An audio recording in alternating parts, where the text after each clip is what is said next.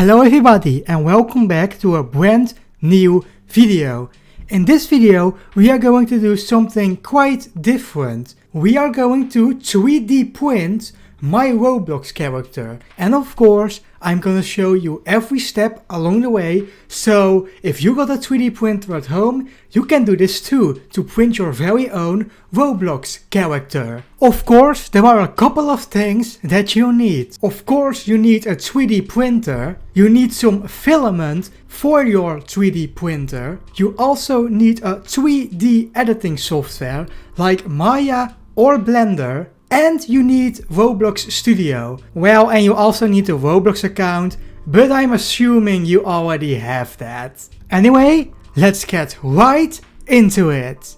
So, if you have all the tools necessary to 3D print your character, you're gonna open up Roblox Studio.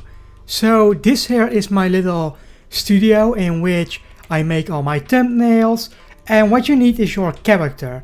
So if you are wondering on how you get your character, all you do is you click play and it will load you in the world as your character. You go in the workspace section, open it up and click your character. In this case it was the above one. You do copy, you stop the simulation and you place it in the workshop. And there he is, your own character. So once you have your character in Studio, all you gotta do is click it, right click it in the Explorer menu and click Export Selection. It will give you the option to save it somewhere on your computer. Be sure to save it on a location that you can easily remember and give it a name that you recognize in an instant. For me it would be Bowie_model, and save that. You should end up with something that looks like this: an MTL file, an OBJ file, and some textures for the hats that you are wearing at the moment. You don't need to worry about the MDL and the texture files. The most important thing is this OBJ file. But unfortunately, because Roblox exports models very poorly, it is not very optimized. So to optimize it, I would suggest you opening it up in a 3D software like Blender. But for this tutorial I'm gonna be using Maya. Once Maya is all ready to go, you go to Import and you open up and you go to the place where you saved the model. In here you open up the OBJ file. Click Import and it will put your character on the scene. It might look a little bit weird, but don't worry about that too much. First, you want to make sure there are no floating parts. So take a look at my heads. They are floating above my shoulders. Of course, printing this out is impossible, because you can't print something floating in the air, so we gotta move them down a little bit.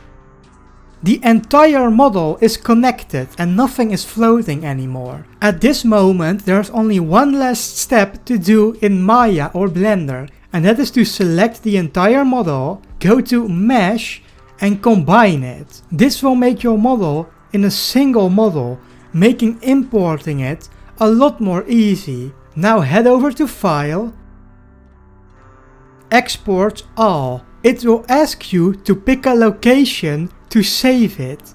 I would recommend picking the same place that you placed the other model. Be sure to give this a name that you can easily remember. For me that would be Bowie_model_print. Export All. We are now done with Maya or Blender, so you can close your 3D program and head over to the next program. Now we have to open up Ultimaker Cura. Ultimaker Cura is an amazing program that can help you improve your model, cut it up, and convert your file to a file that a 3D printer can read. It is important that at this location at the top you pick the 3D printer that you own, so that your workstation is the correct size that you need. Now what we need to do is open up our model. Click on the folder, go to your model folder where you saved everything, and open up the model that you just created inside of Blender or Maya. Open it up and it gets placed on the ground. As you can see, it is super duper small. At first, I suggest you to put it up standing. Once it is standing, it is time to change the size. I like to make it a little bit bigger for this step. Now the most important step, make sure your character is actually on the ground and not floating. You gotta be really careful and look if everything is touching the ground. At my model here, it looks like everything is touching the ground, so I'm quite in luck. If your model is not touching the ground, you can just simply rotate it even more or move it down. Of course, a model this size would take way too long to 3D print, so let's scale it back down a little bit. Maybe this size, but it is still quite big. But we can easily adjust all the parameters. For the infill, I would suggest picking an infill density of 20. That way your 3D print will be way faster and not take up all your filament. But something that is super important is the support.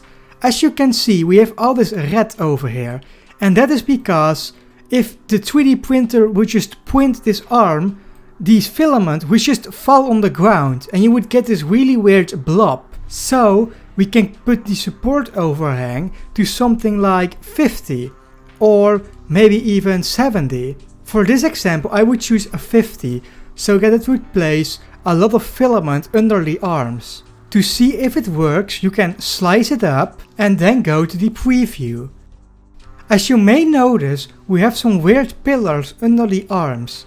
This is absolutely fine and actually necessary, because we can just remove these after the print and our model will be quite cool. This one takes 20 minutes. I think I'm comfortable with 20 minutes. Once you are happy with your design, simply save to file and you can save it in the exact same folder. As you might have noticed, the file type is G-code now. G-code is a special code that 3D printers can read. Just save it and you're all set to 3D print. All you need now is a USB stick to put it on and then you can start printing.